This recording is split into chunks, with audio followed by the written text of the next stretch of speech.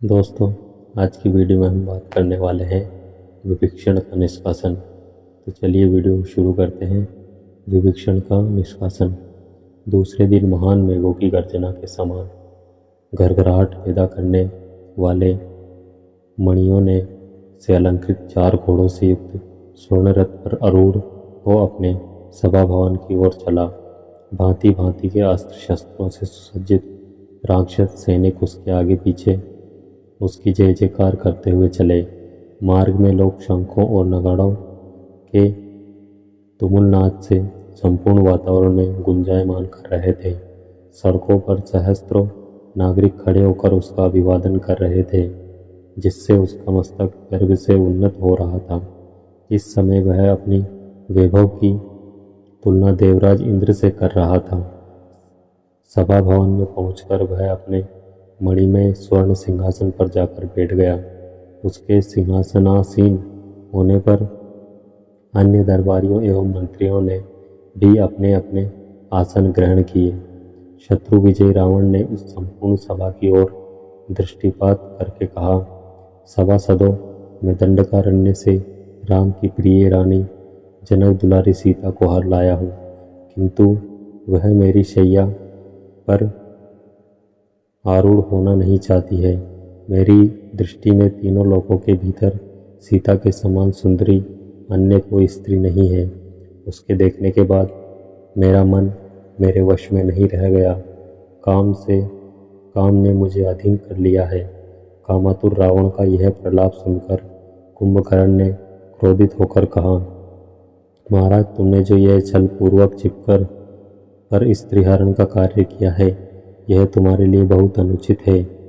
इस पाप कर्म को करने से पहले आपको हमसे परामर्श कर लेना चाहिए था। यद्यपि तुमने अनुचित कर्म किया है, तथापि तुम्हारे शत्रुओं का संहार करूंगा। कुंभकर्ण के वचन सुनकर रावण को क्रोधित होते देख महापार्शु ने हाथ जोड़कर कहा, शत्रुसूदन महाराज, आप तो स्वयं ही ईश्वर हैं।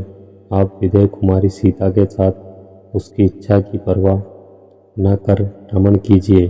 आपके जो भी शत्रु आएंगे, उन्हें हम लोग अपने शस्त्रों के प्रताप से जीत लेंगे। महापार्श के ऐसा कहने पर लंकाधिपति रावण ने उसकी प्रशंसा करते हुए कहा, महापार्श, पूर्व काल में मैंने एक बार आकाश में अग्नि पुंज के समान प्रकाशित होती हुई पुंजिक स्थला नाम की अप्सरा से बलात् संभोग किया था।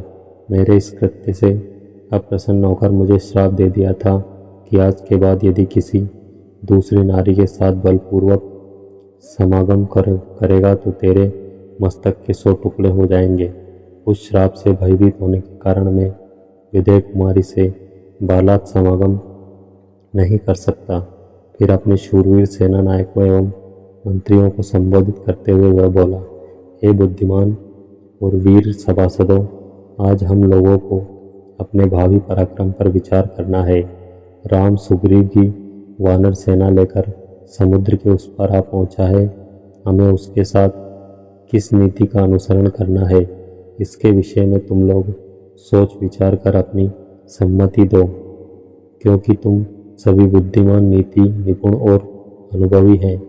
रावण की बात सुनकर लगभग सभी राक्षसों ने उत्साहित होकर उसे वानर सेना से युद्ध करने का परामर्श दिया। उनका मत था कि हमारे अपार बल के आगे ये छोटे छोटे वानर ठहर नहीं सकेंगे। प्रत्येक दशा में विजय हमारी होगी। अन्य सभी राक्षसों के सम्मति दे चुकने पर विभीषण ने खड़े होकर कहा, हे तात, सीता का जो अपहरण आपने किया है वह अत्यंत अनुचित है। सीता वास्तव में एक विषैली नागिन है जो आपके गले में आकर लिपट गई है। उसके उन्नत पुरोज भयंकर फन है, उसका चिंतन मारक विष है और उसकी मुस्कान तीक्ष्ण दाढ़ें हैं। उनकी 5 उंगलियां उसके 5 सिर हैं। यह आपके प्राणों को अपना निशाना बनाकर बैठी है। इसलिए मैं आपसे कहता हूँ कि यदि आपने इस नागिन से छुटकारा नहीं पाया तो राम के बाण राक्षसों के सिर काटने में तनिक भी संकोच न करेंगे। इसलिए सबका कल्याण इसी में है कि सीता को तत्काल लौटाकर राम से संधि कर ली जाए। विभीषण के वचन सुनकर प्रहस्त ने कहा, विभीषण, हमने युद्ध में देवताओं, राक्षसों तथा दानवों को पराजित किया है, फिर एक साधारण मानव से भयभीत होने की क्या आवश्यकता है। प्रहस्त का प्रश्न सुनकर विभीषण ने उत्तर दिया, हे मंत्रीवर, राम कोई साधारण मानव नहीं है। उनका वध करना वैसा ही असंभव है जैसा कि नौका के सागर को पार करना। मैं उनकी शक्ति को जानता हूँ। हमारी संपूर्ण दानवीय शक्ति भी उनके सम्मुख नहीं ठहर सकती। राक्षस क्या, देव, गंधर्व और किन्नर भी उससे जीत नहीं सकते। फिर विभीषण ने रावण को संबोधित करते हुए कहा, राक्षस राज, आप काम के वशीभूत होकर अनुचित कार्य करने जा रहे हैं और ये मंत्रीगण केवल चाटुकारिता में आपकी हाँ में हाँ मिला रहे हैं। ये आपके हित की सच्ची बात नहीं कह रहे हैं। मैं फिर आपसे कहना चाहता हूँ कि सीता को लौटाकर राम से संधि कर लेने में ही आपका, लंका का और संपूर्ण राक्षस समुदाय का कल्याण है। विभीषण की बातों से चिढ़कर मेघनाद बोला, चाचा जी, आप सदा कायरों की भांति निरुत्साहित करने वाली बातें किया करते हैं। आपने अपनी कायरता से पुलत्स्य वंश को कलंकित किया है। क्षमा करें, इस कुल में आज तक कोई ऐसा भीरू और निर्वीर्य व्यक्ति ने जन्म नहीं लिया है।